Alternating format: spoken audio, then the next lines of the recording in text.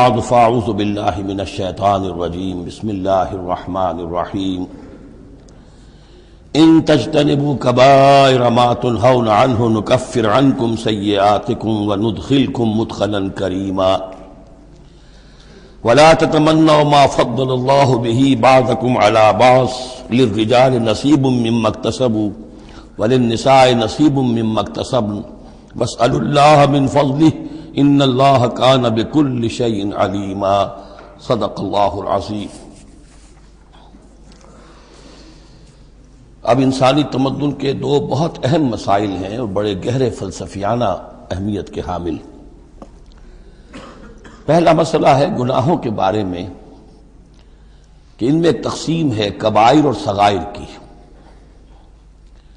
بڑے بڑے گناہ، سب سے بڑا گناہ شرک ہے، کفر ہے، پھر یہ کہ جو فرائض ہیں ان کا ترک کرنا کبائر میں شامل ہوگا، جو حرام چیزیں ہیں ان کا ارتکاب کبائر میں شامل ہوگا۔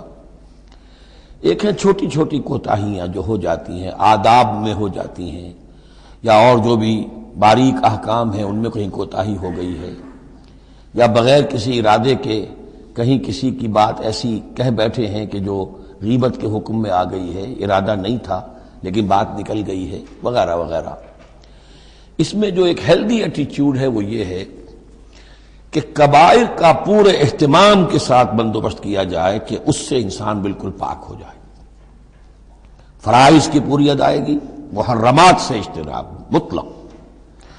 اور یہ چھوٹی چیزیں جو ہیں ان کے بارے میں نہ تو زیادہ ایک دوسرے پر نکیر کی جائے، نہ ایک دوسرے پر گرفت کی جائے، نہ کچھ اس پر بہت زیادہ جو ہے اپنے دل کے اندر بھی دل گرفتگی کی جائے، بلکہ ان کے بارے میں توقع رکھی جائے کہ اللہ تعالیٰ معاف فرما دے گا، استغفار کرے بھی آدمی۔ اور یہی صغائر ہیں جو نیکیوں کے ذریعے سے خود بخود بھی ختم ہوتے رہتے ہیں۔ یہ جو آتا ہے کہ جو شخص وضو کرتا ہے صحیح طریقے پر بیٹھ کر اطمینان سے، تو جب وہ ہاتھ دھوتا ہے تو ہاتھوں کے گناہ جھڑ جاتے ہیں، آنکھوں میں پانی ڈالتا ہے آنکھوں کا گناہ جھڑ جاتا ہے، وغیرہ وغیرہ۔ تو یہ وہ صغائر ہیں۔ ان الحسنات یذہبن السیئات، یہ نیکیاں جو ہیں ان بدیوں کو دور کر دیتی ہیں۔ کبائر معاف نہیں ہوتے اس سے۔ نیکیوں سے جن گناہوں کی معافی کا از خود اعلان ہے قرآن میں، وہ کبائر نہیں صغائر ہیں۔ کبائر توبہ کے بغیر وہ نہیں بخشے جا سکتے، توبہ کرنی ہوگی۔ اور جو اکبر الکبائر ہے شرک، اس کے بارے میں تو دو مرتبہ اس صورت میں آئے گا، ان اللہ لا یغفر ان یشرک بہ ویغفر ما دون ذلک لمن یشاء، وہ ہم پڑھیں گے بعد میں۔ لیکن ایک پرورٹڈ قسم کی مذہبی شخصیت ہوتی ہے، مذہبی مزاج، پرورٹڈ، مست شدہ۔ جو کبائر ہیں وہ تو ہو رہے ہیں، سود خوری ہو رہی ہے، جو کچھ ہو رہا ہے، حرام خوری ہو رہی ہے، چھوٹی چھوٹی باتوں پر نکیر ہو رہی ہے، یہ پائنچا تمہارا نیچے کیوں چلا گیا ہے، اس کے اوپر ساری گرفت ہو رہی ہے، یہ کیا ہو گیا ہے، تمہاری داڑھی جو ہے شرعی نہیں ہے، اس کے اوپر گرفت ہو رہی ہے۔ یہ چیزیں جو ہیں دس از پرورشن، یہ مذہب کو بس کر دینے والی بات ہے۔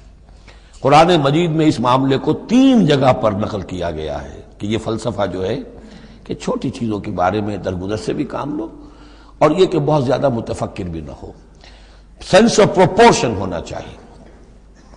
ان تجتنبوا کبائر ما تنہون عنہ، اگر تم اجتناب کرتے رہو گے ان بڑے بڑے گناہوں سے جن سے کہ تمہیں روکا جا رہا ہے، نکفر عنکم سیئاتکم، تمہاری چھوٹی برائیوں کو ہم خود ہی دھوتے رہیں گے، پاک کرتے رہیں گے، صاف کرتے رہیں گے۔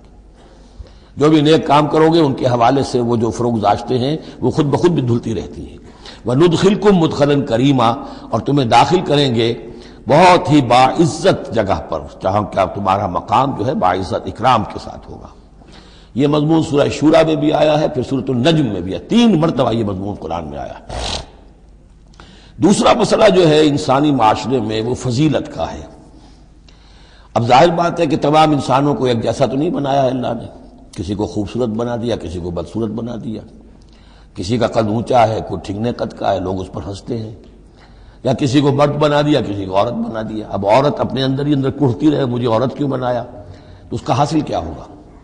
یا کوئی بدصورت انسان ہے، ٹھنگنا ہے کسی اور اعتبار سے، دوسرا شخص ہے وہ دیکھتا ہے کہ وہ تو بڑا اچھا ہے، تو اب اس کے اوپر کوڑھنے کی بجائے کیا ہونا چاہیے کہ اللہ تعالیٰ نے مجھے جو کچھ دیا ہے مجھے اس کے اوپر صبر اور شکر کرنا چاہیے، اور جو فضل ہے کسی اور چیز میں بھی ہو سکتا ہے، میں نیکی میں آگے بڑھ جاؤں، میں خیر کے کاموں میں آگے بڑھ جاؤں، میں علم میں آگے بڑھ جاؤں، تو یہ چیزیں جو ہیں انسان دوسری چیزوں سے اپنی ان کی تلافی کر لے، بجائے اس کے کہ ایک نیگیٹو اس کی سائیکالوجی ڈیولپ ہوتی چلی جائے، کڑنا اور اندر ہی اندر جھڑتے رہنا، جس سے کہ پھر طرح طرح کی جو ذہنی بیماریاں پیدا ہوتی ہیں انہی کانفلکٹس کی وجہ سے، انہی فرسٹریشنز کی وجہ سے مینٹل بیلنس آدمی لوز کر بیٹھتا ہے۔ تو اس کی بجائے دیکھیے کس قدر عمدہ تعلیم دی جا رہی ہے، وَلَا تَتَمَنَّوْا مَا فَضَّلَ اللَّهُ بِهِ بَعْضَكُمْ عَلَىٰ بَعْضٍ، اور تمنا نہ کیا کرو اس شے کی کہ جس کے ذریعے سے اللہ نے تم میں سے بعض کو بعض پر فضیلت دے دی ہے۔ اب اللہ کی دی ہوئی فضیلت ہے، اس میں آپ تمنا کریں، اور دوسری طرف یہ کہ اس میں حسرت ہو جائے۔ اب اس میں خاص طور پر جو مسئلہ ہے انسانوں میں، جو آج کا سب سے بڑا مسئلہ ہے دنیا میں، جیسا کہ میں نے بتایا ایکسپلائٹ کیا جا رہا ہے، مساوات مرد و زن۔ اب یہ بھی ایک فضیلت ہے، کسی کو اللہ نے مرد بنایا، کسی کو عورت بنایا۔ اب پہلی بات یہ بتائی جا رہی ہے للرجال نصیب مما اکتسبوا، مردوں کے لیے حصہ ہے اس میں سے کہ جو وہ کمائیں گے، وللنساء نصیب مما اکتسبن، اور عورتوں کے لیے حصہ ہے اس میں سے جو وہ کمائیں گی۔ یعنی جہاں تک نیکیوں کا معاملہ ہے، بدیوں کا معاملہ ہے، خیرات کا معاملہ ہے، حسنات کا معاملہ ہے یا سیئات کا معاملہ ہے، اس میں بالکل ایکویلٹی ہے۔ مرد نے نیکی کمائی اس کے لیے، عورت نے نیکی کمائی اس کے لیے، اس میں برابری ہے۔ عورت نیکی میں مرد سے آگے نکل جائے، اتنے مرد ہوں گے کروڑوں کہ جو رش کریں گے حضرت خدیجہ کی کے مقام پر کہ جو ان کا نمایاں ہوگا قیامت کے دن، یا حضرت عائشہ یا حضرت فاطمہ کا مقام، تو وہ عورتیں تھیں اور مرد ہوں گے بڑے بڑے، لیکن یہ کہ ان کی خاک کو بھی نہیں پہنچ سکیں گے۔ تو یہ ہے کہ اس میں تسلیم کرے آدمی، تسلیم و رضا کہ جو بھی اللہ نے مجھے بنا دیا اور مجھے دیا ہے، اب مجھے اس میں بہتر سے بہتر کرنا ہے۔ یہ میرا شاکلہ تو اللہ کی طرف سے آ گیا ہے، کل یعمل علی شاکلتہ، اور جو ہم پڑھ چکے سورہ بقرہ میں کہ لا یکلف اللہ نفسا الا وسعہا، وسع جو ہے وہ اللہ نے بنا دی ہے۔ تو اب اس آیت کو بھی غلط کوٹ کیا جاتا ہے کمائی کے لیے کہ عورتیں بھی کما سکتی ہیں، دیکھیے لکھا ہوا نصیب مما اکتسبن، ان کے لیے حصہ ہے اس کمائی میں سے جو انہوں نے کیا۔ اچھا، کمائی سے مراد یہ سمجھ لیجئے قرآن مجید میں صرف ایک جگہ ایسی ہے سورہ بقرہ میں جو ہم پڑھ چکے ہیں جہاں کسب کا لفظ آیا ہے معاشی جد و جہد اور معاشی کمائی کے لیے، باقی پورے قرآن میں کسب آتا ہے اعمال کے لیے، کسب حسنات، کسب سیئات، بدیاں کمانا، بھلائیاں کمانا، کسب اس کے لیے۔ اور دلیل اس کی یہاں کیا ہے، مما اکتسبنا نصیب، اگر تو ایک عورت نے کمائی کی ہے، تنخواہ 10,000 کی ہے تو 10,000 میں سے 2,000 تو نہیں ملے گا اسے، باقی 8,000 شارٹ لے جائے گا، تو نصیب مما اکتسبن نہیں ہے وہ۔ تو اگر کسی کے واقعی کوئی کام کرتی ہے خاتون، اگر کوئی اس میں حرام پہلو نہیں ہے، پیشہ جو ہے وہ بھی شریفانہ ہے، اس میں جو بھی آداب ہیں پردے کے، سطر کے، حجاب کے، وہ بھی ملحوظ رکھے ہوئے، ٹھیک ہے، تو جو کمائی اس کی پوری اس کی ہوگی، اس کا حصہ تو نہیں ہوگا۔ اعمال میں البتہ آیا ہے کہ اعمال میں جو ہے مختلف اعمال کے مراتب ہوتے ہیں، کتنا خلوص نیت کتنا تھا، آداب کتنے ملحوظ رکھے، یہ ہم سورہ بقرہ میں حج کے ذکر میں بھی پڑھ چکے ہیں کہ ان لوگوں کے لیے بھی نصیب مما کسبوا، جو انہوں نے کمایا ہوگا اس میں سے حصہ ملے گا۔ تو یہاں پر یہ نیکی اور بدیوں کا تذکرہ ہے، یعنی جہاں تک مورل لیول ہے اس میں عورت اور مرد برابر ہیں، ہیومن ڈگنیٹی، ہیومن آنر اس میں برابر ہے، مورل لا برابر ہے۔ لیکن یہ ہے کہ باقی جو معاشرتی ذمہ داریاں ہیں اور ان کے حوالے سے جو تقسیم کار اللہ نے رکھی ہے اس کے اعتبار سے فرق ہے۔ اب اس فرق کے ساتھ اگر عورت ریکنسائل نہ کرے اور اس پر کڑتی رہے اور مرد کے بالکل برابر ہونے کی کوشش کرے تو فساد کا سارا معاملہ جو ہے اس معاشرے کا وہ فساد کے نظر ہو جائے گا۔ وَاسْأَلُوا اللَّهَ مِن فَضْلِهِ، اور اللہ سے اس کا فضل تلاش کرو۔ اے اللہ تو نے مجھے اس معاملے میں کم رکھ دیا ہے، اے اللہ مجھے اس معاملے کے اندر تو مجھے ہمت دے، میں ترقی کروں، تو اللہ تعالیٰ بہت سے لوگوں کو کسی اور پہلو سے نمایاں کر دیتا ہے۔ ان اللہ کان بکل شیء علیما، یقیناً اللہ تعالیٰ ہر شے کا علم رکھتا ہے۔ وَلِكُلٍّ جَعَلْنَا مَوَالِيَ مِمَّا تَرَكَ الْوَالِدَانِ وَالْأَقْرَبُونَ، اب آخر میں پھر ایک مرتبہ جو ہے قانون وراثت کی اہمیت کو دیکھیے، اور ہر ایک کے لیے ہم نے مقرر کر دیے ہیں حصے وراثت میں جو بھی چھوڑتے ہیں والدین یا رشتہ دار۔ والذین عقدت ایمانکم، ایک نیا مسئلہ یہ پیدا ہو گیا تھا کہ ایک دوستی ہوتی ہے، بھائی چارہ ہوتا ہے، یا مدینے میں حضور نے مسلمانوں کو بھائی بھائی بنا دیا تھا، ایک انصاری ایک مہاجر بھائی، تو کیا ان کا وراثت میں حصہ ہے؟ نہیں، یہ وراثت میں حصہ منہ بولے بھائیوں کا نہیں ہے۔ منہ بولے بیٹے کی کوئی حیثیت نہیں شریعت میں، منہ بولے بھائی کا کوئی حصہ نہیں ہے۔ ہاں اپنی زندگی میں تم نے والذین عقدت ایمانکم، جن کے ساتھ تمہارا کوئی معاہدہ ہوا ہے، کوئی دوستی ہوئی ہے، فآتوہم نصیبہم، انہیں ان کا حصہ دے دیا کرو، یعنی اپنی زندگی میں ان کے ساتھ جو بھلائی کرنا چاہو، کوئی ہبہ کرنا چاہو اپنی وراثت میں سے بھی، اپنی وراثت میں سے وصیت کرنا چاہو، یہ کر سکتے ہو۔ لیکن جو کہ قانون وراثت میں طے ہو گیا ہے، لا وصیت لوارث، پھر وارث کے لیے کوئی وصیت بھی نہیں، اور وہ یہ کہ بہرحال وراثت میں حقدار کوئی اور نہیں ہوگا سوائے اس کے کہ جس کو اللہ نے مقرر کر دیا ہے۔ ان اللہ کان علی کل شیء شہیدا، یقیناً اللہ تعالی ہر چیز پر گواہ ہے۔ اب آئی ہے وہ آیت اصل میں کانٹے دار آیت جو ہے، جو عورتوں کی حلق سے بہت مشکل سے اترتی ہے، کانٹا بن کر اٹک جاتی ہے۔ الرجال قوامون علی النساء، یہ تمہید تھی ساری، ایک سورہ بقرہ میں تمہید آ چکی تھی، علیہن لہن مثل الذی علیہن بالمعروف وللرجال علیہن درجہ، یہ کہہ کے بات چھوڑ دی۔ آگے آئے لا تتمنوا ما فضل اللہ بعضهم علی بعض، اور مزید اس کے لیے ذہنی جو ہے تیاری کر دی۔ اب آ رہی ہے وہ چیز جو چبھنے والی چیز ہے۔ الرجال قوامون علی النساء، مرد عورتوں پر حاکم ہے۔ یہ میں ترجمہ زور دے کر رہا ہوں۔ یہ قامہ جو ہے، قامہ جب علا کے ساتھ آئے گا تو کچھ اور معنی ہوں گے، قامہ بے کے ساتھ آئے گا کچھ اور معنی ہوں گے۔ قامہ بے کسی شے کو قائم کرنا، کونوا قوامین بالقسط، اسی سورہ مبارکہ میں یہ آیت آ جائے گی، کونوا قوامین بالقسط، عدل کو قائم کرنے والے بن کر کھڑے ہو جاؤ۔ قامہ علا، کسی کے اوپر سر پر مسلط ہونا، یہ ہے گویا کہ ایک درجہ حاکمیت ہے۔ گھر کے ادارے میں حاکم ہونے کی حیثیت مرد کو حاصل ہے۔ سربراہ خاندان جو ہے وہ مرد ہے، عورت نہیں ہے۔ عورت کو بہرحال اس کے ساتھ ایک وزیر کی حیثیت سے کام کرنا ہے، یہ ہے اس کا اصل رول۔ اسی لیے میں بیان کر چکا ہوں کہ وہ جو نسیان کا معاملہ تھا، اللہ تعالیٰ نے اس کے اندر، چونکہ یہ سیکنڈ رول پلے کرنا ہے اسے یقیناً اس کے جذبات کو تو زیادہ ٹھیس پہنچنے کا امکان رہے گا۔ آدمی کو، ہر انسان، مرد بھی چاہتا ہے میری بات چلے، عورت چاہتی ہے میری بات چلے۔ اب آخر کار کس کی بات چلے گی؟ یا تو دونوں کسی طریقے سے کسی مسئلے میں متفق ہو جائیں، اور عورت جو ہے بیوی اپنے شوہر کو دلیل سے، اپیل سے جس طرح قائل کر لے تو معاملہ ٹھیک ہو گیا۔ اب اگر نہیں ہو رہا معاملہ تو اب کس کی رائے چلے گی؟ مرد کی رائے چلے گی۔ تو کس کو اس سے ایک صدمہ پہنچے گا؟ عورت کو پہنچے گا۔ لیکن اس صدمے کا ہی جو ہے انفلوئنس، اس کو کم کرنے کے لیے سیفٹی والو، نسیان کا مادہ اللہ تعالیٰ نے عورت میں زیادہ رکھ دیا۔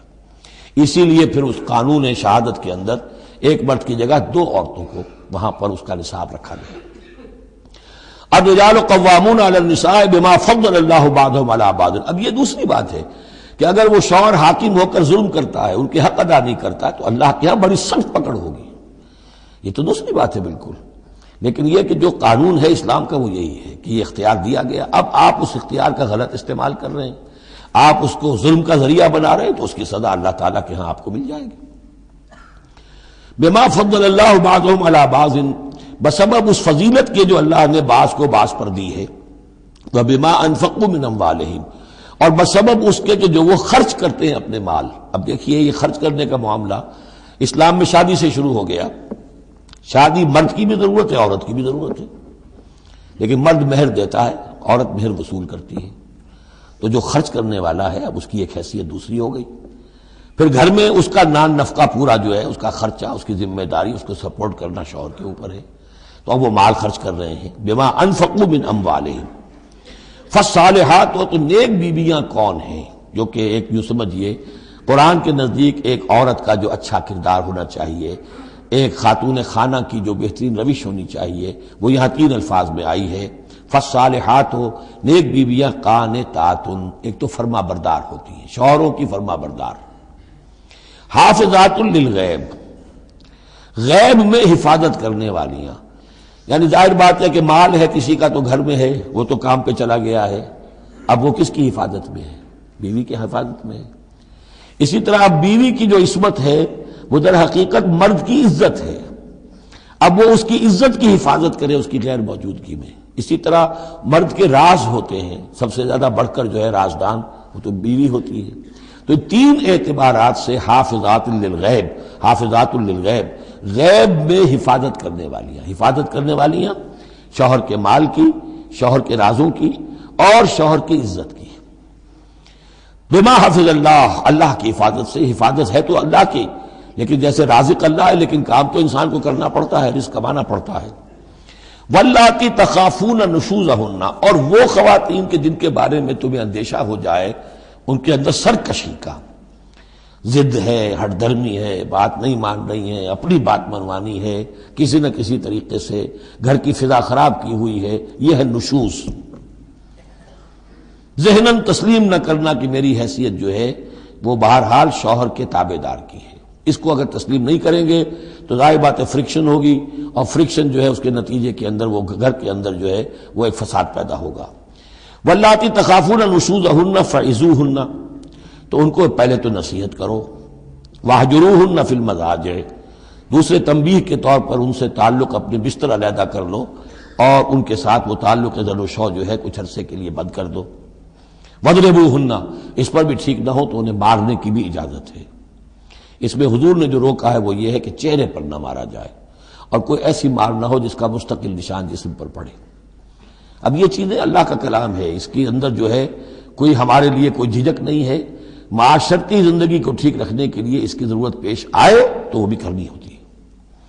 فَإِنْ أَطَعْنَكُمْ، پھر اگر وہ تمہاری اطاعت کریں، فَلَا تَبْغُوا عَلَيْهِنَّ سَبِيلًا، تو اب ان پر خام خواہ کی زیادتی کرنا، پچھلے غصے نکالنا، بار بار جو ہے وہ اپنے غصے کا اظہار کرنا، یہ بھی ٹھیک نہیں ہے۔ ان اللہ کان علیٰ کبیرا، یقیناً اللہ تعالیٰ بہت بلند ہے، بہت بڑا ہے۔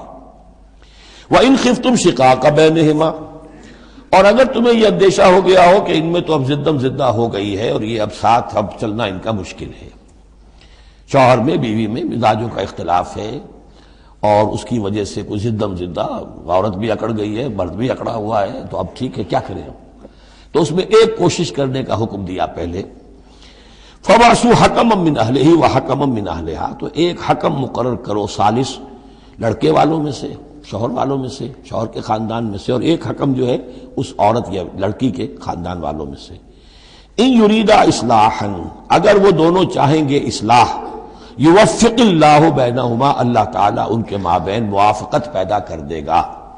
لیکن ان یریدا میں مراد دونوں ہو سکتے ہیں، یعنی ایک تو یہ کہ اگر واقعتاً شوہر اور بیوی جو ہے چاہتے ہیں کہ موافقت ہو جائے، ہوتا ایسا ہے کسی وقت جو ہے وہ نفسیاتی گرہ ایسی بن جاتی ہے کہ وہ بھی چاہتا ہے کہ معاملہ درست ہو جائے اور وہ بھی چاہتی ہے کہ درست ہو جائے، لیکن اب یہ کہ اب اس میں گرہ ایسی پڑ گئی ہے، مقطع میں آ پڑی ہے سکون دسترانہ بات کہ اب اس میں کسی طریقے سے مسئلہ حل نہیں ہو رہا، تو حکمین آ جائیں گے تو وہ بات کو گرہ کھولیں گے، ادھر سے کچھ سنیں گے، ادھر سے سنیں گے، کچھ اس کی وضاحت ہوگی، ادھر کی وضاحت ہوگی تو ہو جائے گا۔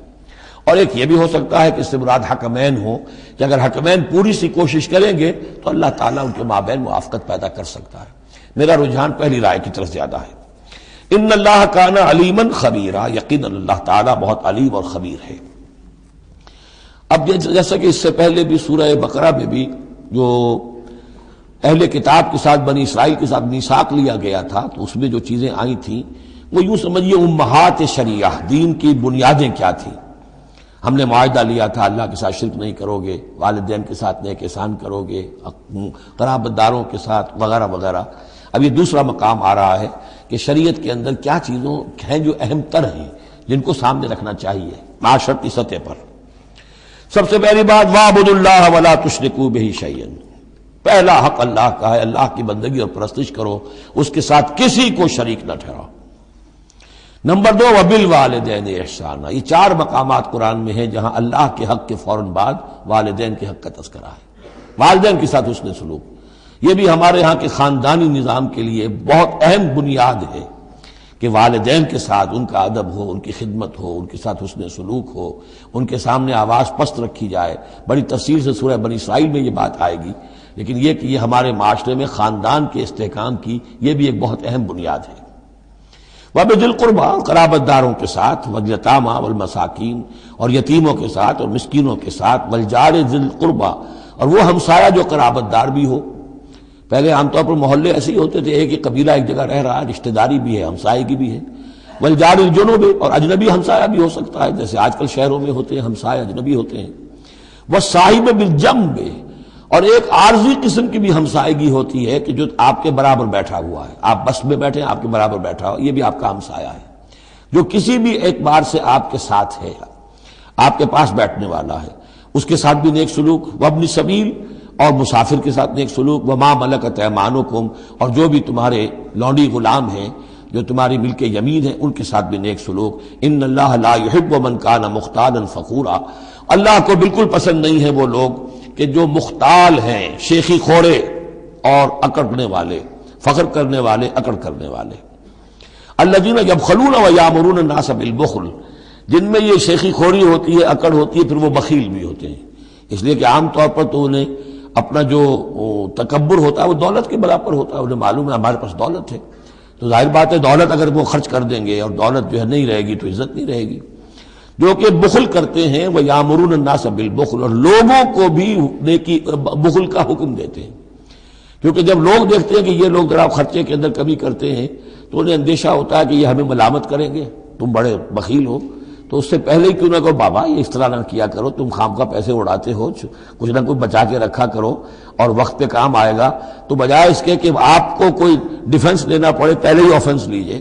تو یامرون الناس بالبخل، وہ لوگوں کو بھی بخلی کا مشورہ دیتے ہیں کہ عقل کے ناخن لو۔ وَيَكْتُمُونَ مَا آتَاهُمُ اللَّهُ مِنْ فَضْلِهِ، اور وہ چھپاتے ہیں اس کو جو اللہ نے انہیں اپنے فضل میں سے دیا ہے۔ دولت ظاہر ہوگی تو کوئی سائل سوال کر بیٹھے گا، یعنی اچھا مسکین صورت بنائے رکھو کہ ان کے اوپر تو شاید خود 2 وقت کے فاقے ہیں، اب ان سے میں کیا ان کے سامنے ہاتھ دراز کروں۔ وَأَعْتَدْنَا لِلْكَافِرِينَ عَذَابًا مُهِينًا، اور ایسے کافروں کے لیے ہم نے بڑا اہانت آمیز عذاب تیار کر رکھا ہے۔ وَالَّذِينَ يُنْفِقُونَ أَمْوَالَهُمْ رِئَاءَ النَّاسِ، اور اس سے بھی آگے بڑھ کر وہ لوگ ہیں برائی کے اندر، شناعت کے اندر، کہ جو خرچ کرتے ہیں مال لوگوں کو دکھاوے کے لیے۔ وَلَا يُؤْمِنُونَ بِاللَّهِ وَلَا بِالْيَوْمِ الْآخِرِ، اور وہ حقیقت میں ایمان نہیں رکھتے نہ اللہ پر نہ یوم آخر پر۔ وَمَن يَكُنِ الشَّيْطَانُ لَهُ قَرِينًا فَسَاءَ قَرِينًا، تو ایسے لوگ گویا کہ شیطان کے ساتھی ہیں، تو جن کا ساتھی شیطان ہو گیا ہو تو وہ تو بہت ہی برا ساتھی ہے۔ وَمَاذَا عَلَيْهِمْ، کیا ہو جاتا ان پر، کیا قیامت ٹوٹ پڑتی ان پر، لَوْ آمَنُوا بِاللَّهِ وَالْيَوْمِ الْآخِرِ، اگر وہ ایمان ہی لے آتے سچے دل سے، صدق دل سے اللہ پر اور یوم آخر پر۔ وَأَنفَقُوا مِمَّا رَزَقَهُمُ اللَّهُ، اور خرچ کرتے کھلے دل کے ساتھ اس میں سے جو اللہ نے انہیں دیا ہے۔ وَكَانَ اللَّهُ بِهِمْ عَلِيمًا، اور اللہ تعالیٰ ان سے اچھی طرح واقف ہے۔ إِنَّ اللَّهَ لَا يَظْلِمُ مِثْقَالَ ذَرَّةٍ، یقیناً اللہ تعالیٰ کسی پر ذرے کے برابر بھی، ذرے کے ہم وزن بھی ظلم نہیں کرے گا۔ لا یظلم مثقال ذرۃ وإن تک حسنۃ یضاعفھا، اگر نیکی ہوگی وہ ذرہ عمل کا جو ہے نیکی کا ہے اسے دگنا کرے گا، بڑھائے گا، بڑھوتری کرے گا۔ وَيُؤْتِ مِن لَّدُنْهُ، نہ صرف اس کو بڑھا کر دے گا واپس بلکہ اور اپنے پاس سے، یؤتِ مِن لَّدُنْهُ أَجْرًا عَظِیمًا، خاص اپنے خزانے فضل سے مزید بہت بڑا اجر دے گا۔ اب یہ آیت جو آ رہی ہے آیت نمبر 41 سے سورہ مبارکہ کی، یہ بڑی اہم ہے، یہ وہ شہادت علی الناس سے متعلق ہے جو سورہ بقرہ میں جو مضمون آیا تھا کہ اے مسلمانوں تمہیں اب شہداء علی الناس بنایا گیا، جیسے کہ نبی تم پر شہید تھے یا نبی نے تم پر شہادت دی ہے۔ نبی قیامت کے دن کھڑے ہو کر کہیں گے اے اللہ میرے پاس جو دین آیا تھا میں نے انہیں پہنچا دیا تھا، اب یہ ذمہ دار ہیں، they are responsible for their attitude and conduct. تو یہ بات تمہیں کہنی ہے قیامت کے دن کھڑے ہو کے، اے اللہ ہم نے اپنے زمانے کے لوگوں تک تیرا دین پہنچا دیا تھا، اب اس کے بعد جو بھی طرز عمل ہے یہ جواب دیں۔ ایسا نہ ہو کہ الٹا وہ ہمارے اوپر مقدمہ کرے کہ اللہ ان بدبختوں نے ہمیں نہیں پہنچایا، یہ خزانے کے سانپ بن کر بیٹھے رہے۔ تو یہ تو ایک رخ ہے اس کا، لیکن یہ کہ جس کے ذمے یہ ڈیوٹی لگ گئی ہو، واقعہ یہ ہے کہ اس کے لیے تو ایک بہت بھاری یوں سمجھیے کہ بوجھ ہے اس پر۔ اب اس کا جو ہے نقشہ کھینچا جا رہا ہے قیامت کے دن کیا ہوگا۔ فَكَيْفَ إِذَا جِئْنَا مِن كُلِّ أُمَّةٍ بِشَهِيدٍ، تو کیا ہوگا اس دن، کیا صورتحال ہوگی جس دن کے ہم ہر امت میں سے ایک شہید کھڑا کریں گے۔ کون؟ ان کا نبی اور رسول جس نے ان کو دعوت پہنچا دی۔ وَجِئْنَا بِكَ عَلَىٰ هَٰؤُلَاءِ شَهِيدًا، اور اے نبی آپ کو ہم لائیں گے ان پر گواہ بنا کر، یعنی آپ کو کھڑے ہو کر کہنا ہوگا، جس کو کہ ہمارے تصور میں کہتے ہیں، ہمارے اصطلاح میں پروزیکیوشن وٹنس۔ عدالت خدا بندی کا پروزیکیوشن وٹنس کون ہے؟ نمبر 1 پروزیکیوٹر کون ہے؟ نبی۔ اے اللہ تیرا پیغام جو پہنچا تھا میں نے پہنچا دیا تھا، now they are accountable responsible. تو اس کے کیا معنی ہوئے؟ اپنی ہی قوم کے خلاف گواہی آ گئی نا. الا کا لفظ یہاں بھی نوٹ کر لیجیے، الا ہؤلاء شہیدا. الا ہمیشہ مخالفت کے لیے آتا ہے. ہم توقع میں ہیں کہ ہمیں تو شفاعت ملے گی میٹھی میٹھی، یہاں کڑوا معاملہ ہے. اے اللہ یہ بدبخت ہے جنہیں میں دین دے کر گیا تھا، ان کا کام تھا دین پھیلانا، انہوں نے خود دین کو چھوڑ دیا. تو نبی شفاعت کریں گے یا نبی مقدمہ قائم کریں گے؟ وقال الرسول یا رب ان قوم اتخذوا هذا القرآن مہجورا، اور کہیں گے رسول کہ اللہ میری اس قوم نے قرآن کو ترک کر دیا تھا. اس آیت کے بارے میں ایک واقعہ بھی ہے کہ ایک مرتبہ حضور صلی اللہ علیہ وسلم نے حضرت عبداللہ ابن مسعود سے کہا کہ مجھے قرآن سناؤ. انہوں نے عرض کیا حضور آپ کو سناؤں؟ آپ پر تو نازل ہوا ہے. فرمایا ہاں لیکن مجھے کسی دوسرے سے سن کر کچھ اور حظ حاصل ہوتا ہے، لطف آتا ہے. سورہ نساء انہوں نے پڑھنی شروع کی، شروع سے لے کے پڑھتے جا رہے ہیں. ظاہر بات ہے کہ حضور بھی سن رہے ہیں، باقی اور صحابہ بھی ہوں گے، اور حضرت عبداللہ ابن مسعود کی گردن نیچی ہے، پڑھ رہے ہیں. جب اس آیت پر پہنچے فَكَيْفَ إِذَا جِئْنَا مِن كُلِّ أُمَّةٍ بِشَهِيدٍ وَجِئْنَا بِكَ عَلَىٰ هَٰؤُلَاءِ شَهِيدًا. تو حضور نے فرمایا حسبک حسبک، بس کرو بس کرو. اور عبداللہ ابن مسعود نے سر اٹھا کر دیکھا تو حضور کی آنکھوں سے آنسوؤں کی لڑیاں چل رہی تھیں. اپنی قوم کے خلاف مجھے گواہی دینی ہوگی. وَجِئْنَا بِكَ عَلَىٰ هَٰؤُلَاءِ شَهِيدًا. يَوْمَئِذٍ يَوَدُّ الَّذِينَ كَفَرُوا، اس دن یہ چاہیں گے کافر، وَعَصَوُا الرَّسُولَ، جنہوں نے کفر کیا تھا اور رسول کی نافرمانی کی تھی، لَوْ تُسَوَّىٰ بِهُمُ الْأَرْضُ، کسی طرح زمین پھٹ جائے، شق ہو جائے، ہم اس میں دفن ہو جائیں اور ہمیں نسیہ منسیہ کر دیا جائے. وَلَا يَكْتُمُونَ اللَّهَ حَدِيثًا، اللہ سے وہ کوئی بات چھپا نہیں سکیں گے. یا ایھا الذین آمنوا لا تقربوا الصلاۃ وانتم سکارى، اہل ایمان نماز کے قریب نہ جاؤ اس حال میں کہ تم نشے کی حالت میں ہو. اب یہ وہ سورہ بقرہ میں جو آیا تھا یسألونک عن الخمر والمیسر، اس کا اگلا قدم آ گیا کہ اس کے اندر جو خباثت ہے، شناعت ہے، جو برائی کا پہلو ہے، اس کو ایک مرتبہ اور اجاگر کیا. یا ایھا الذین آمنوا لا تقربوا الصلاۃ وانتم سکارى حتی تعلموا، جب تک کہ نشہ اتر نہ جائے اور تمہیں معلوم ہو کہ تم کیا کہہ رہے ہو. اس واقعات بھی بیان ہوتے ہیں کہ ایسا ہوا کہ نشے میں نماز پڑھائی کسی نے، اس لیے کہ شراب ابھی حرام مطلق تو ہوئی نہیں تھی، تو اس میں قل یا ایھا الکافرون لا اعبد ما تعبدون، اس کی بجائے اعبد ما تعبدون، میں بھی بندگی کرتا ہوں اسی کی جس کی تم کرتے ہو، تو کفر ہو گیا. تو اس پر خاص طور پر یہ آیت نازل ہوئی. حتی تعلموا ما تقولون، جب تک کہ تم سمجھ نہ رہے ہو شعور کے ساتھ کہ تم کیا کہہ رہے ہو. اب اس میں ایک اشارہ ادھر بھی ہو گیا، بے سمجھے نماز پڑھنا بھی ایسا ہی ہوا. پھر یعنی یہ کہ جو روکا جا رہا ہے، ایک تو مدہوشی کی وجہ سے سمجھ میں نہیں آ رہا اور غلط سلط پڑھ رہے ہیں، اور ایک سمجھتے ہی نہیں. قرآن کہہ رہا ہے حتی تعلموا ما تقولون، تمہیں معلوم ہونا چاہیے کیا کہہ رہے ہو تم. اب جنہیں قرآن مجید کے معنی نہیں آتے، نماز کے معنی نہیں آتے، انہیں کیا پتہ ہے کیا کہہ رہے ہیں. ولا جنبا الا عابری سبیل حتی تغتسلوا، اسی طریقے اگر تم حالت جنابت میں ہو، اگر اپنی بیویوں سے تم نے وہ تعلق قائم کیا ہو، مباشرت کی ہو، یا یہ کہ اور کسی اور طرح کی اسی وہ احتلام وغیرہ کی شکل ہو گئی ہو، تب بھی تم نماز کے قریب نہ جاؤ حتی تغتسلوا، جب تک کہ غسل نہ کر لو. الا عابری سبیل، اس کے بارے میں بہت سے قول ہیں، لیکن یہ رائے یہ جو آگے بات بیان ہو رہی ہے اس میں آ جائے گا کہ ہاں سفر کی حالت میں اس غسل کی پابندی پر جو ہے وہ نرمی کی گئی ہے اور اس میں تیمم کی اجازت دی گئی ہے.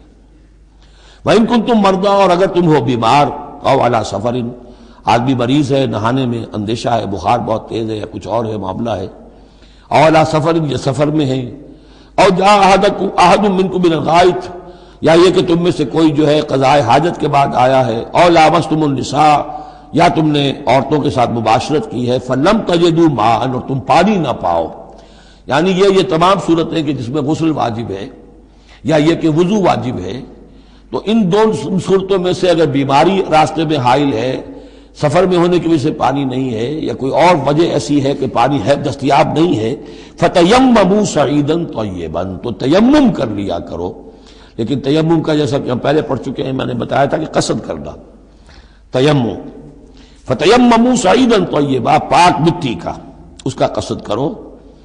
فَامْسَحُوا بِوُجُوهِكُمْ وَأَيْدِيكُمْ، اور پھر اپنے چہروں کو اور اپنے ہاتھوں کو اس سے مسح کر لو، بل لو. ان اللہ کان عفوا غفورا، یقیناً اللہ تعالی عفو ہے، بہت معاف کرنے والا. یہی لفظ ہے جو حضرت عائشہ سے جو مروی ہے دعا لیلۃ القدر کی، اللہم انک عفو تحب العفو فاعف عنی، اے اللہ تو عفو ہے، تو ہے ہی معاف فرمانے والا. ان اللہ کان عفوا غفورا، اللہ معاف فرمانے والا بخشنے والا ہے. اب یہاں تک تو یہ سلسلہ آپ نے دیکھ لیا. 43 آیات ہیں کہ جن میں وہی انداز ہے سورہ بقرہ کے، شریعت کے احکام مختلف گوشوں میں مختلف پہلوؤں سے. عبادات کے ضمن میں تیمم آ گیا، اسی طریقے سے وراثت کا قانون آ گیا، اور جو جنسی انارکی ہے معاشرے میں نہ پیدا ہونے پائے، ڈسپلن ہو، ضبط نفس ہو، ایک ستھرا معاشرہ ہو، اچھا ایک خاندانی نظام ہو، اس کے لیے کیا احکام ہیں وغیرہ وغیرہ. اب یہاں تھوڑا سا خطاب آ رہا ہے بہت مختصر اہل کتاب کے بارے میں. الم تر الی الذین اوتوا نصیبا من الکتاب، کیا تم نے دیکھا نہیں ان لوگوں کی جانب جنہیں حساب کتاب میں سے ایک حصہ دیا گیا تھا. والکتاب ایک حقیقت ہے جس میں سے ایک حصہ آیا تھا جس کا نام تورات تھا، اسی میں سے ایک حصہ اور آیا وہ انجیل ہے، اور پھر وہ کتاب ہر اعتبار سے قابل ہو کر نازل ہوئی قرآن کی شکل میں. یشترون الضلالۃ ویریدون ان تضلوا السبیل، وہ گمراہی خریدتے ہیں اور چاہتے ہیں کہ تم بھی گمراہ ہو جاؤ. یہ جیسے مشرکین مکہ کیا کرتے تھے کہ لوگ قرآن نہ سنیں تو کوئی گانے والی کوئی لے آیا تھا کہیں سے تاکہ لوگ جو ہیں اس کے گانے سننے کے اندر ہی لگے رہیں اور حضور کی بات سنے کوئی نہ. اسی طریقے سے یہ مدینے کے اندر بھی اس قسم کے معاملات جو ہیں، یہ یہودی جو ہیں اس قسم کے، جو ہمارے ہاں یہ میچز ہو رہے ہیں اور معلوم ہوتا ہے کہ ٹی وی پر گویا کہ دنیا کی اہم ترین شے جو ہے وہ کرکٹ ہے اور ٹینس ہے اور وہ وہاں کی جو اور گیمز ہیں، اور پاگل ہوئی ہے دنیا اس کے اوپر، پاگل. اور شیطان کو چاہیے کیا؟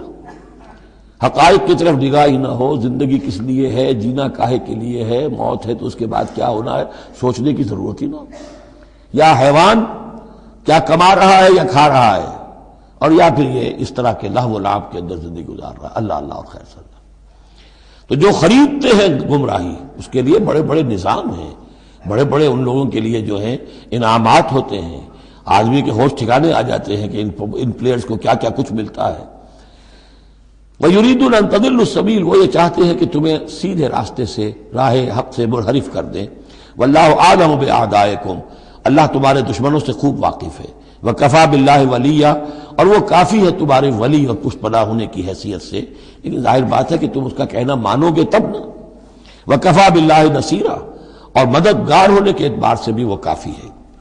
مِنَ الَّذِينَ هَادُوا يُحَرِّفُونَ الْكَلِمَ عَن مَّوَاضِعِهِ، ان یہودیوں میں سے ہی وہ لوگ ہیں کہ جو کلام کو اس کے اصل مقام سے پھیرتے ہیں. وَيَقُولُونَ سَمِعْنَا وَعَصَيْنَا، یہ ہم پڑھ چکے ہیں، کہتے ہیں ہم نے سنا اور ہم نے نہیں مانا. بظاہر یہ کہ سمعنا وَأَطَعْنَا کہہ رہے ہیں، حقیقت میں سمعنا وَعَصَيْنَا. وَاسْمَعْ غَيْرَ مُسْمَعٍ، اور وہ حضور سے یہ بھی کہتے تھے گستاخ ذرا سنیے، نہ سنا جائے، نہ سنے. یہ چپکے سے کہہ دیا کہ ہمیں کو آپ کو سنانا بھی مطلوب نہیں ہے خاص. وَاسْمَعْ غَيْرَ مُسْمَعٍ وَرَاعِنًا لَيًّا بِأَلْسِنَتِهِمْ، اور رائنا کو رائینا کہہ دیا ہے ہمارے چرواہے. بِأَلْسِنَتِهِمْ، اپنی لین اپنی زبانوں کو موڑ کر. وَطَعْنًا فِي الدِّينِ، اور دین میں طعن کرنے کے لیے، عیب لگانے کے لیے. وَلَوْ أَنَّهُمْ قَالُوا، اگر وہ یہ کہتے سمعنا وَأَطَعْنَا، ہم نے سنا اور مانا. وَاسْمَعْ وَانظُرْنَا، اور آپ ہماری بھی بات ذرا سن لیجئے اور ذرا ہمیں مہلت دیجئے. لَكَانَ خَيْرًا لَهُمْ وَأَقْوَمَ، یہ ان کے لیے کہیں بہتر ہوتا، بہت درست اور سیدھی بات ہوتی. وَلَكِنْ لَعَنَهُمُ اللَّهُ بِكُفْرِهِمْ، لیکن اللہ نے تو ان کے کفر کی وجہ سے ان پر لعنت کر دی ہے. فَلَا يُؤْمِنُونَ إِلَّا قَلِيلًا، تو اب وہ ایمان لانے والے نہیں ہیں مگر شاذ کوئی. یا ایھا الذین اوتوا الکتاب آمنوا بما نزلنا مصدقا لما معکم، اب یہاں پر اس لعنت و ملامت کے ساتھ ہی وہ دعوت بھی ہے. یہاں پہ جو چیزیں ملی ہوئی ہیں جیسے کہ ہم نے دیکھا سورہ بقرہ اور آل عمران میں وہ علیحدہ علیحدہ مقامات تھے. اے وہ لوگوں جنہیں کتاب دی گئی تھی، اوتوا الکتاب آمنوا بما نزلنا، ایمان لاؤ اس پر کہ جو ہم نے نازل کیا ہے. مصدقا لما معکم، اس جو کی تصدیق کرتے ہوئے آیا ہے اس کی جو تمہارے پاس ہے. من قبل ان نطمس وجوہا، اس سے پہلے کہ ہم چہروں کو مٹا دیں. اس کا مطلب کیا ہے کہ چہروں پر جو نشان ہیں کوئی ایک ہاتھ پھرے کہ کوئی نشان باقی نہ، اسپاٹ ہو جائے. فنردها علی ادبارها، پھر ان کو ان کی پیٹھوں کی طرف موڑ دیں، چہرہ پیچھے اور گدی سامنے. جیسے کہ اصحاب سبت کے ساتھ ان کو بندر بنا دیا یا انہیں خنزیر کی شکل بنا دی، تو فرمایا اور نلعنہم کما لعنا اصحاب السبت، یا ہم ان پر وہ لعنت کر دیں جو اصحاب سبت پر ہم نے کی تھی. یہ تفصیل آئے گی سورہ اعراف میں، لیکن واقعہ اجمالاً جو ہے سورہ بقرہ میں آ چکا ہے. وکان امر اللہ مفعولا، تو اس سے پہلے پہلے تم ایمان لے آؤ، ورنہ اللہ کا معاملہ جو ہے وہ تو ہو کر رہنا ہے. ان اللہ لا یغفر ان یشرک بہ، پہلی مرتبہ بھی آیت یہاں آ گئی. یقیناً اللہ اسے ہرگز نہیں بخشے گا کہ اس کے ساتھ شرک کیا جائے. وَيَغْفِرُ مَا دُونَ ذَلِكَ لِمَن يَشَاءُ، ہاں اس سے کم تر جو کچھ ہوگا جس کے لیے چاہے گا بخش دے گا. یہ بھی کھلا لائسنس نہیں ہے کہ آپ سمجھے باقی سب گناہ معاف ہو ہی جائیں گے، لیکن اس کی امید دلائی ہے کہ اللہ تعالیٰ باقی تمام گناہوں کے بغیر توبہ کے بھی معاف کرنے کا ایک امکان دے رہا ہے، لیکن یہ شرک جو ہے اس کے معاف ہونے کا کوئی امکان نہیں. وَمَن يُشْرِكْ بِاللَّهِ فَقَدِ افْتَرَىٰ اِثْمًا عَظِيمًا، اور جو اللہ تعالیٰ کے ساتھ شرک کرتا ہے اس نے تو بہت بڑا طوفان باندھا ہے. اللہ تو ایک اللہ ہے، اس کے ساتھ جس کا بھی آپ تذکرہ کرتے ہیں جھوٹ ہے، افتراء ہے، بہتان ہے، اور اس کے سوا کچھ نہیں. أَلَمْ تَرَ إِلَى الَّذِينَ يُزَكُّونَ أَنفُسَهُمْ، کیا تم نے دیکھا نہیں ان لوگوں کو جو اپنے آپ کو بہت اعلیٰ سمجھتے ہیں، پاک سمجھتے ہیں. یہ وہی جو فلسفہ میں بیان کر چکا ہوں کہ یہ یہودی سمجھتے ہیں کہ we are the chosen people of the Lord. سورہ مائدہ میں آ جائے گا نحن ابناء اللہ واحباؤہ، ہم تو اللہ کے بیٹوں کی طرح ہیں، بلکہ اس کے بہت ہی چہیتے ہیں، لاڈلے ہیں. اور دوسرے جو ہے گوئمز اور جینٹائلز، یہ تو دیکھنے میں انسان نظر آتے ہیں، حقیقت میں حیوان ہیں، گندے لوگ ہیں. ان کو تو جس طرح کھاؤ، لوٹو، گسوٹو، ان کو جس طریقے سے دھوکہ دو، ان کو بائی ہوک بائی کروک جو بھی ان سے استحصال ہو، جس طرح بھی کر سکو کرو. ان کے بارے میں تو لیس علینا فی الامیین سبیل، ان کے بارے میں ہم پر کوئی گرفت ہے ہی نہیں، ہم سے کوئی محاسبہ ہوگا ہی نہیں. جیسے ہرن ہے، پھر رہا ہے، آپ نے شکار کیا، کھا لیا، کون پوچھے گا آپ سے. اسی طرح یہ انسان نما حیوان ہے، جو چاہو کرو ان کے ساتھ. بل اللہ یزکی من یشاء، یہ تو اللہ تعالیٰ ہی پاک کرتا ہے جس کو چاہتا ہے.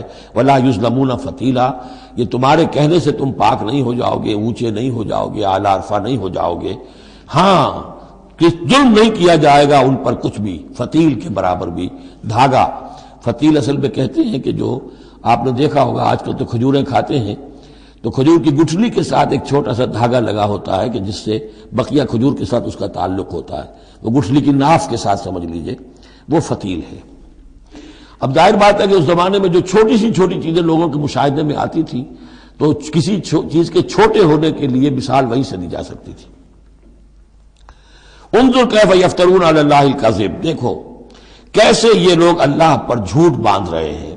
وکفا بہ اسما مبینا، اور یہی گناہ کافی ہے، یعنی ان کی گرفت کے لیے اور ان کے عذاب دینے کے لیے یہی ایک بات کافی ہے جو انہوں نے گھڑ لی ہے. الم تر الی الذین اوتوا نصیبا من الکتاب، کیا تم نے دیکھا نہیں ان لوگوں کو جنہیں کتاب میں سے ایک حصہ دیا گیا تھا.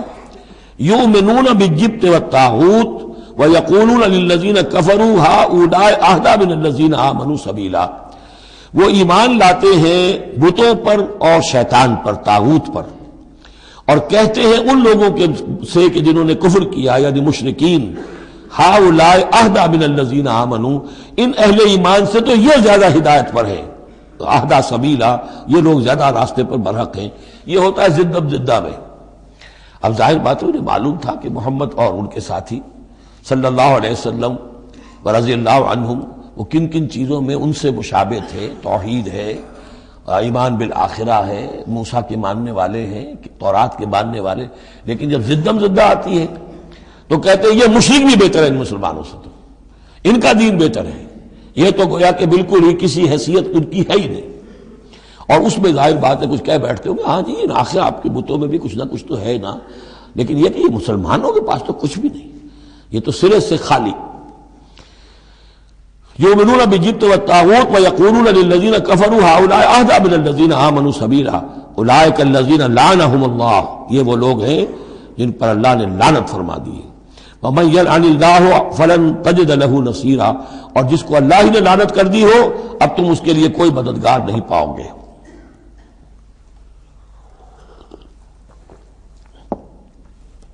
ام لہم نصیب من الملک، کیا ان کا کوئی حصہ ہے اختیار میں، بادشاہت میں؟ یعنی جو تقسیم کر لی ہے کہ یہ سب کچھ ہمارے لیے ہے، باقی انسان جو ہیں وہ گوئمز ہیں، جینٹائلز ہیں، کس اختیار سے کیا؟ ان کے پاس اختیار ہے یہ انسانوں میں یہ تقسیم اور تفریق؟ ام لہم نصیب من الملک، بادشاہی جو ہے مالک الملک اللہ ہے، کیا انہوں نے کوئی اختیار ان کو اس سے ملا ہوا ہے ان کے پاس؟ فَإِذَا لَا يُؤْتُونَ النَّاسَ نَقِيرًا، اگر ایسا کہیں ہوتا تو یہ کسی ایک انسان کو تل کے برابر بھی کوئی شے دینے کو تیار نہ ہوتے اگر ان کا اختیار ہوتا۔ ام یحسدون الناس علی ما آتاہم اللہ من فضلہ، کیا یہ حسد کر رہے ہیں لوگوں سے اس پر کہ جو اللہ تعالیٰ نے انہیں اپنے فضل میں سے عطا کر دیا ہے؟ قرآن عطا کر دیا امیین میں، آخری نبی بھیج دیا امیین میں جنہیں حقیر سمجھتے تھے، اب اس پر حسد ہے، اس کی آگ میں جل رہے ہیں۔ ام یحسدون الناس علی ما آتاہم اللہ من فضلہ فقد آتینا آل ابراہیم الکتاب والحکمت وآتیناہم ملکا عظیما، تو ہم نے آل ابراہیم کی نسل کو عطا فرمائی کتاب بھی، حکمت بھی، اور انہیں بہت بڑی حکومتیں بھی دی۔ یعنی تمہیں بھی اگر ملی تھی تو ابراہیم کی نسل ہونے کے ناطے سے ملی تھی، کتاب ملی، تورات ملی، انجیل ملی، تو یہ جو دوسری نسل ہے یہ بھی تو اسی ابراہیم کی نسل ہے۔ وآتینا آل ابراہیم الکتاب والحکمت، ہاں بنی اسرائیل کو کتاب علیحدہ ملی، حکمت علیحدہ ملی، تورات علیحدہ تھی، انجیل علیحدہ تھی، اور یہاں کتاب اور حکمت ایک ہی جگہ پر قرآن میں اللہ نے جمع کر دی ہے بتمام و کمال، اور ایک ہی جگہ پر جمع۔ وآتیناہم ملکا عظیما، تو جیسے ان کو ملک عظیم دیا تھا اب ہم ان مسلمانوں کو اس سے بڑا ملک دیں گے۔ یہ سورہ نور میں مضمون آئے گا لَيَسْتَخْلِفَنَّهُمْ فِي الْأَرْضِ كَمَا اسْتَخْلَفَ الَّذِينَ مِن قَبْلِهِمْ، ہم لازماً ان اہل ایمان کو دنیا میں وہ حکومت اور خلافت عطا کریں گے جیسے پہلوں کو عطا کی تھی۔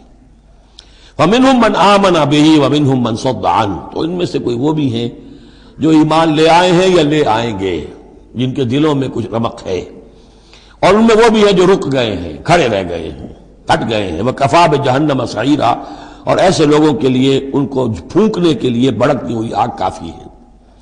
ان الذین کفروا بآیاتنا سوف نصلیہم نارا، یقیناً وہ لوگ جو ہماری آیات کا کفر کریں گے ایک وقت آئے گا کہ ہم نصلیہم نارا، انہیں آگ میں جھونک دیں گے۔ کلما نضجت جلودہم بدلناہم جلودا غیرہا، جب بھی اور جیسے بھی ان کی کھالیں، جلدیں جھلس جائیں گی، جل جائیں گی، ہم انہیں نئی کھالیں دے دیں گے، نئی جلدیں دے دیں گے، لِيَذُوقُوا الْعَذَابَ، تاکہ وہ عذاب کا مزہ چکھتے رہیں۔ اب یہ بھی ایک بہت بڑی میڈیکل حقیقت ہے کہ جو اصل حس ہے پین کی وہ کھال ہی میں ہے، اندر جو ہے چاہے وہ ہمارے مسلز ہیں وہ ان کے اندر جلن کی ہوگی لیکن احساس نہیں ہوگا اس کا۔ اصل جو ہے احساس جلن کا، چٹکی ہے، کوئی اور تکلیف ہے، کانٹا چبھا ہے، اور یہ ساری چیزیں جو بھی ہیں اس کا سارا احساس جو ہے سینسیٹیو جو ہے وہ سکن ہے۔ تو سکن چونکہ ان کے لیے تکلیف کا موجب ہو رہی ہے، سکن جل گئی، اب انہیں نئی سکن دی جائے گی، بدلناہم جلودا غیرہا، اس کے سوا اور کھال دے دی جائے گی تاکہ وہ سوزش مسلسل رہے، وہ جلن کا احساس برقرار رہے، اس میں کمی نہ ہو، لِيَذُوقُوا الْعَذَابَ، تاکہ وہ عذاب کا مزہ چکھتے رہیں۔ ان اللہ کان عزیزا حکیما، یقیناً اللہ تعالیٰ زبردست ہے، کمال حکمت والا۔ والذین آمنوا وعملوا الصالحات، وہی سائملٹینیس کنٹراسٹ، جب جہنمیوں کا تذکرہ ہوا ہے تو اہل جنت کا تذکرہ بھی ہے، اور وہ لوگ جو ایمان لائے اور جنہوں نے نیک عمل کیے، سندخلہم جنات تجری من تحتہا الانہار، ان قریب انہیں ہم داخل کریں گے ان باغات میں جن کے دامن میں ندیاں بہتی ہوں گی، خالدین فیہا ابدا، اور وہ رہیں گے ان میں ہمیشہ ہمیش، لہم فیہا ازواج مطہرۃ، ان کے لیے اس میں ہوں گی بڑی پاک باز بیویاں، وندخلہم، اور ہم انہیں داخل کریں گے ظلا ذلیلا، ایسی ٹھنڈی چھاؤں، گہری چھاؤں کے اندر ہم انہیں داخل کریں گے، ذل اور ذلیل، بہت ہی ٹھنڈی چھاؤں۔ یہاں اب وہ ختم ہوا حصہ کہ جو اہل کتاب کی طرف روح سخن اور خطاب تھا، اب پھر مسلمانوں سے۔ ان اللہ یامرکم ان تؤدوا الامانات الی اہلھا، اور یہ دو تین آیتیں نہایت اہم ہیں قرآن مجید کی، سارا اسلام کا سیاسی، قانونی، دستوری نظام اس میں ہے۔ ان اللہ یامرکم ان تؤدوا الامانات الی اہلھا، پہلی بات تو یہ اللہ تمہیں حکم دیتا ہے کہ امانات سپرد کرو اس کے اہل لوگوں کو۔ وَإِذَا حَكَمْتُمْ بَيْنَ النَّاسِ أَن تَحْكُمُوا بِالْعَدْلِ، اور جب لوگوں کے درمیان فیصلہ کرو تو عدل سے فیصلہ کرو۔ پہلی بات یہ ہے کہ جو بھی آپ سیاسی نظام بناتے ہیں، انتظام کرتے ہیں، اس میں منصب ہوتے ہیں، منصبوں کی پھر ذمہ داریاں ہوتی ہیں تو اختیارات بھی ہوتی ہیں، اس کو دیکھ کر دینا چاہیے کہ کون اہل ہے۔ یہ کہ برادری کی وجہ سے، رشتہ داری کی وجہ سے، کسی کی دولت کی وجہ سے، کسی کے دھونس کی وجہ سے اگر آپ نے کیا تو خیانت کی ہے، پھر یہ امانت ہے۔ اس امانت کا استعمال صحیح ہونا چاہیے۔ عام معنی میں بھی امانت، جو بھی امانت کسی نے رکھوائی ہے اسے واپس لوٹانی ہے، لیکن یہاں یہ وہ معاشرتی زندگی اور جو بھی ایک اجتماعی زندگی کے جو اہم اصولوں کی حیثیت سے بات آ رہی ہے کہ ان تؤدوا الامانات الی اہلھا، جو بھی اہل ہیں اس کی استطاعت اور اہلیت رکھنے والے۔ نمبر 2 جوڈیشری، وَإِذَا حَكَمْتُمْ بَيْنَ النَّاسِ أَن تَحْكُمُوا بِالْعَدْلِ۔ پہلی چیز ہے سیاسی نظام، کس کو امیر بناؤ، امیر المومنین بناؤ، کس کے لیے تم ہیڈ آف دی اسٹیٹ بناؤ، کیا کرو، وہ تو جو بھی نظام ہوگا پہلے تو یہ کہ وہ اہلیت کی بنیاد پر ہو۔ نمبر 2 جوڈیشری جو ہے وہ مضبوط ہو۔ اذا حکمتم بین الناس ان تحکموا بالعدل، جب لوگوں کے مابین تم فیصلے کرو تو عدل کے ساتھ کرو۔ ان اللہ نعم ما یعظکم بہ، یقیناً اللہ تعالیٰ یہ بہت ہی اچھی نصیحتیں ہیں جو تمہیں کر رہا ہے۔ ان اللہ کان سمیعا بصیرا، یقیناً اللہ تعالیٰ سب کچھ سننے والا، دیکھنے والا ہے۔ اب تیسری ہے لیجسلیچر۔ آپ کو معلوم ہے یہ 3 پلرز ہیں ماڈرن اسٹیٹ کے، چوتھا کہہ دیتے ہیں کہ پریس بھی چوتھا پلر ہے، یہ کہنے کی باتیں ہیں، اصل میں تو 3 ہی ہیں، لیجسلیچر، جوڈیشری اور انتظامیہ، ایگزیکٹو۔ ایگزیکٹو کی پہلی آیت آ گئی، جسے اختیار دینا ہے دیکھ لو کہ اہل ہے کہ نہیں، عدلیہ، اور اب تیسری بات لیجسلیچر۔ لیجسلیچر کے اصول کیا ہوں گے؟ یا ایھا الذین آمنوا اطیعوا اللہ واطیعوا الرسول، اے اہل ایمان اطاعت کرو اللہ کی اور اطاعت کرو رسول کی، یعنی کوئی قانون اللہ اور اس کے رسول کی منشا کے خلاف نہیں بنایا جا سکتا۔ یہ ہمارے دستور میں بھی لکھا ہوا ہے، no legislation can be done repugnant to the Quran and the Sunnah, لیکن یہ تو جو میں آج کل کہہ رہا ہوں کہ یہ منافقت کا پلندہ ہے کہ اس کی کوئی ضمانت نہیں، اس کی ایگزیکیوشن کی، امپلیمنٹیشن کی کوئی اسکیم موجود نہیں، لکھا ہوا ہے اوپر۔ اطیعوا اللہ واطیعوا الرسول، اللہ کے احکام اور رسول کے احکام، یہ 2 مستقل سورسز آف لا ہیں، مستقل سورسز آف لا۔ منکرین سنت کی یہاں نفی ہوتی ہے۔ وَأُولِي الْأَمْرِ مِنْكُمْ، اور اپنے میں سے اولو الامر کی بھی اطاعت کرو۔ لیکن یہاں جو عجیب بات ہے وہ یہ ہے کہ 3 کی اطاعت آئی، اللہ کی، رسول کی، اولی الامر کی، 2 کے لیے اطیعوا، تیسرے کے لیے نہیں ہے۔ یا تو یہ بھی ہو سکتا تھا کہ اطیعوا ایک مرتبہ آ جاتا اور تینوں کو کور کر جاتا، یا ایھا الذین آمنوا اطیعوا اللہ والرسول واولی الامر منکم، تینوں برابر ہو جاتے، یا اطیعوا تیسری مرتبہ بھی آتا، یا ایھا الذین آمنوا اطیعوا اللہ واطیعوا الرسول واطیعوا اولی الامر منکم، نہیں، 2 کے ساتھ ہے، تیسرے کے ساتھ نہیں۔ اولو الامر جو ہو ایک شرط واضح ہو گئی، تم میں سے ہونے چاہیے، مسلمان ہو۔ غیر مسلم کی حکومت کو ضمن ریکنسائل کرنا اللہ سے بغاوت ہے، ریکنسائل کرنا۔ اولو الامر منکم، مسلمان تو ہونا کم سے کم، البتہ یہ کہ ان کی اطاعت مستقل نہیں، دائم نہیں، انکنڈیشنل نہیں۔ اللہ کی اطاعت مطلق، absolute, unconditional, without any limits. رسول کی اطاعت absolute, unconditional, without any limit. لیکن اولی الامر کی اطاعت ہوگی اللہ اور اس کے رسول کی اطاعت کے تابع۔ جو حکم لائے اسے بتانا ہوگا میں کتاب و سنت سے کیسے اس کا استنباط کر رہا ہوں، وہ اسے ثابت کرنا ہوگا کہ یہ کتاب و سنت کے خلاف نہیں ہے، کم سے کم یہ ثابت کرنا ہوگا۔ یہ ہے فرق، اسی پر لیجسلیشن ہو سکتی ہے جدید، جتنی بھی مشینری ہے لیجسلیٹو، وہ کانگریس ہو، وہ پارلیمنٹ ہو، مجلس ملی ہو، قانون سازی کرو۔ ہاں ریپگننٹ to the Quran and the سنہ نہیں ہو سکتی، بات ختم ہو۔ فَإِن تَنَازَعْتُمْ فِي شَيْءٍ، پھر اگر تمہارا کسی معاملے میں جھگڑا ہو جائے، اولو الامر کہتا ہے میں تو اسے اسلام کے تقاضا صحیح سمجھتا ہوں، آپ سمجھتے ہیں نہیں تم غلط کہہ رہے ہو، کہاں جائے اب؟ فَرُدُّوهُ إِلَى اللَّهِ وَالرَّسُولِ، لوٹا دو اسے اللہ اور رسول کی طرف۔ یعنی اب یہ کہ جو بھی اپنی بات ثابت کرنا چاہتا ہے اسے اللہ اور اس کے رسول سے دلیل لانی پڑے گی، میری پسند، میرا خیال، میرا نظریہ نہیں، اللہ اور اس کے رسول کے۔ اور اس میں یہ بات ماننی پڑے گی کہ ابھی یہاں ایک خلا ہے، تو وہ خلا یہ ہے کہ یہ فیصلہ کون کرے گا کہ اس کی رائے صحیح ہے یا اس کی رائے صحیح ہے۔ یہ ہے اصل میں آج کی ریاست میں آ کر وہ خلا پر ہو چکا ہے، یہ جوڈیشری کا کام ہے۔ لیکن جب کہ ابھی اسلامی ریاست قائم ہوئی ہے عرب میں حضور کے زمانے میں، ابھی یہ انسٹیٹیوشنز جو ہیں شروع میں پوری طریقے سے آئیڈینٹیفائڈ اور علیحدہ علیحدہ انسٹیٹیوشنز تھے ہی نہیں کہ یہ لیجسلیچر ہے، یہ جوڈیشری ہے، یہ ایگزیکٹو ہے۔ حضرت ابوبکر کے زمانے میں تو کوئی یعنی قاضی تھے ہی نہیں، حضرت عمر نے پہلے شعبہ قضا شروع کیا ہے، تو رفتہ رفتہ انسٹیٹیوشن ڈیولپ ہوئے ہیں۔ لیکن اصول یہ ہے کہ دو کی اطاعت تو ہے قطعی اور لازمی، انکنڈیشنل ایبسولوٹ، تیسری اطاعت اس کے تابع ہوگی۔ فیصلہ کون کرے گا؟ جدید دور میں اس کا جو انسٹیٹیوشن ہے وہ عدلیہ ہے، وہاں ہر شخص جائے، اپنی دلیل دے، علماء جائیں، عوامی جائیں، جو چاہیں جائیں، سب وہ جو جا کر دلائل دیں، لیکن وہاں سے فیصلہ ہو جائے گا کہ واقعتاً یہ ریپگننٹ ہے یا نہیں۔ فَإِن تَنَازَعْتُمْ فِي شَيْءٍ فَرُدُّوهُ إِلَى اللَّهِ وَالرَّسُولِ إِن كُنتُمْ تُؤْمِنُونَ بِاللَّهِ وَالْيَوْمِ الْآخِرِ، یہ طرز عمل تمہیں اختیار کرنا چاہیے اگر تم واقعتاً اللہ پر اور یوم آخر پر ایمان رکھتے ہو۔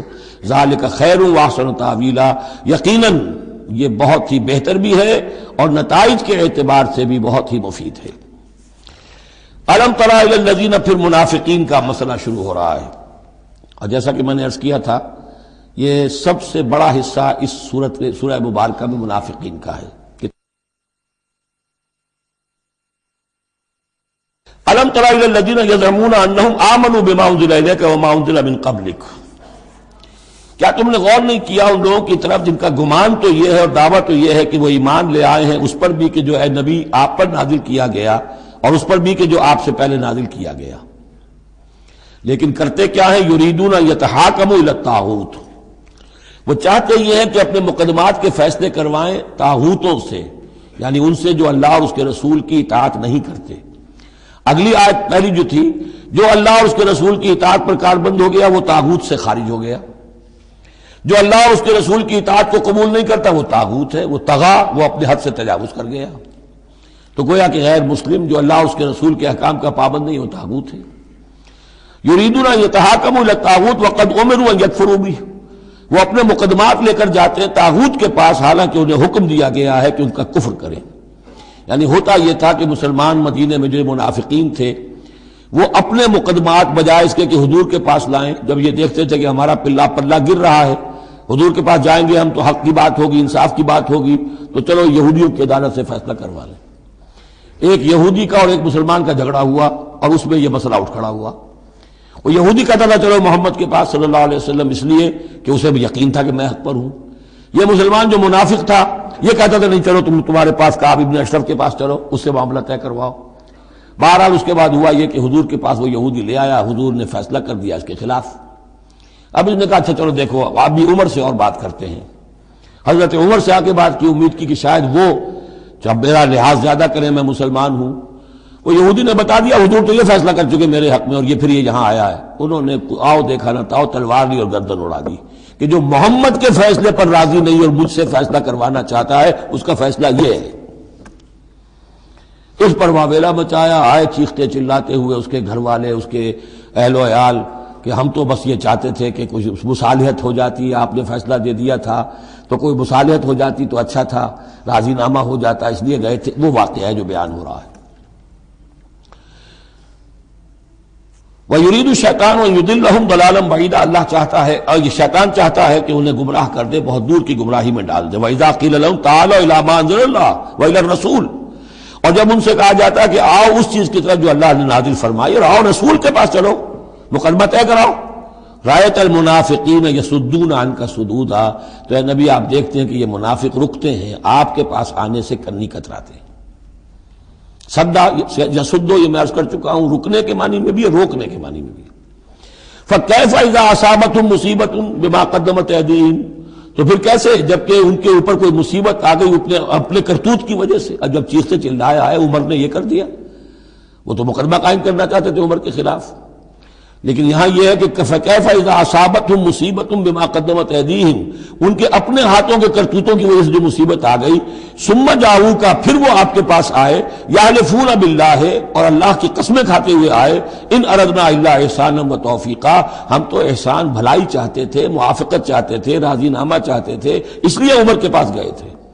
اولئک الذین یعلم اللہ ما فی قلوبہم، یہ وہ لوگ ہیں کہ جو کچھ ان کے دلوں میں اللہ اسے جانتا ہے۔ فاعرض عنہم، تو اے نبی ان سے آپ رخ پھیر لیجئے، وعظہم، اور ان کو ذرا نصیحت کیجئے، ڈانٹیے ڈپٹیے، وقل لہم فی انفسہم قولا بلیغا، اور ایسی بات کہیے ان سے جو ان کے دلوں میں اتر جائے۔ اس آیتوں کے اترنے کے بعد حضرت عمر رضی اللہ تعالیٰ عنہ کو حضور نے پھر بری قرار دیا کہ اللہ کی طرف سے ان کی برات آ گئی ہے، توثیق آ گئی ہے، اور کہتے ہی ہیں کہ اسی دن سے ان کا لقب فاروق بنا ہے، پھر حق و باطل میں فرق کر دینے والا۔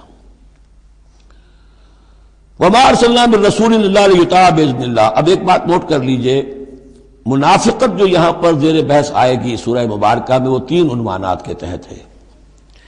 منافقوں پہ نماز بھاری نہیں تھی، روزہ بھاری نہیں تھا، 3 چیزیں بھاری تھیں۔